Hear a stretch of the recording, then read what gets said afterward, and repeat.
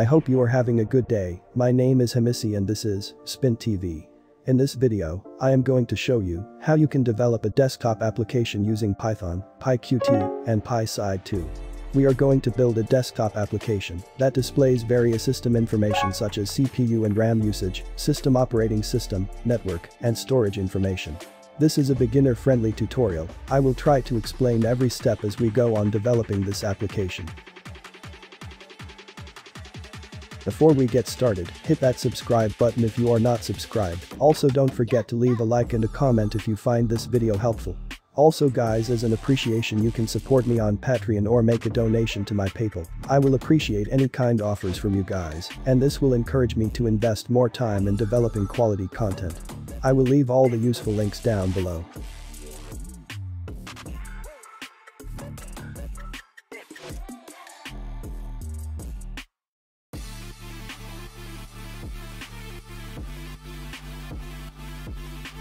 We will begin by developing the user interface in Qt Designer. Open the Qt Designer app. Then make a new folder for your project.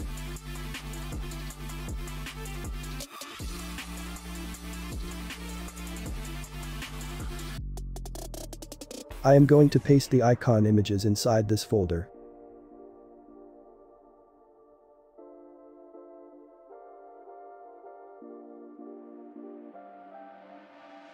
Now let us design the interface.